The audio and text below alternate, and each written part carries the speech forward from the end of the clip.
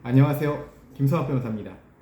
저는 대한변호사협회 공식인증 제주 형사전문 변호사이자 제주지방법원 재판부별 국선변호사, 제주지방법원 논스톱 국선변호사를 역임하면서 수많은 교통사고 형사사건의 변론을 성공적으로 수행해왔으며 현재 다수의 교통사고 형사사건을 변호하고 있습니다. 교통사고 형사사건 스페셜리스트로서 저는 교통사고 처리 특례법 위반 사건 변론에 있어서 특히 강점을 가지고 있습니다.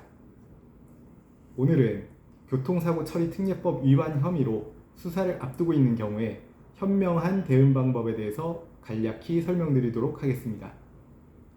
우선 교통사고 처리 특례법 위반 혐의로 수사를 앞두고 있다면 본인의 혐의 사실에 대하여 인부 의견을 정리해야 합니다.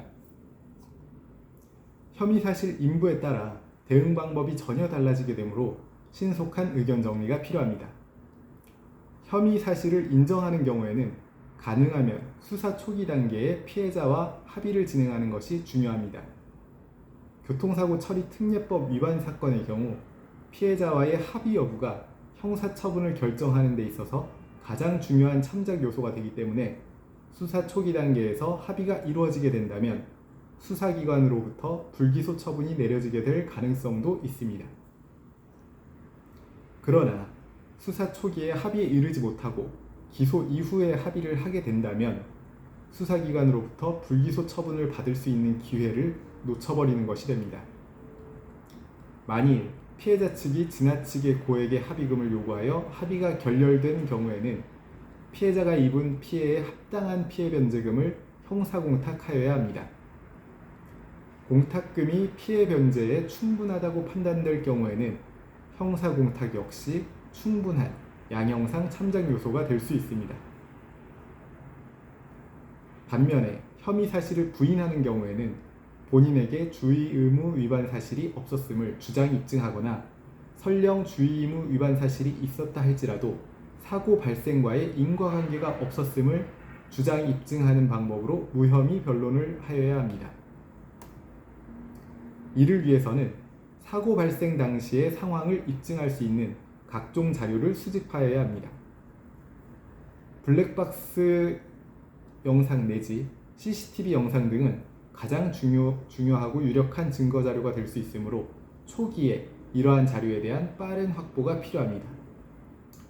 또한 수사기관에서 작성한 교통사고 실황조사서에 기재된 내용들도 경우에 따라서는 피의자에게 유리한 내용이 기재되어 있을 수 있기 때문에 이에 대한 검토도 반드시 필요합니다.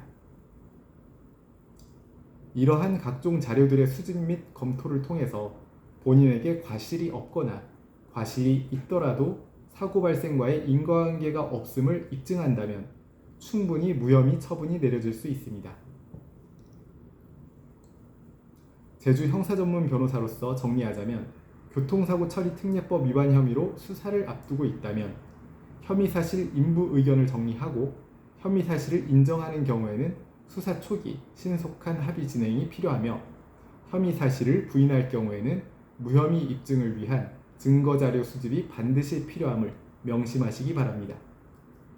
현재 교통사고로 인하여 수사와 재판을 앞두고 계시다면 언제든지 제주 형사전문 변호사 김성학 법률사무소를 찾아주시면 신속 정확한 해법을 제시해드리겠습니다. 조금이나마 도움이 되셨으면 합니다. 여러분의 권리를 지키고 언제나 신속하고 정확한 해법을 제시해드리는 김성학 변호사입니다. 감사합니다.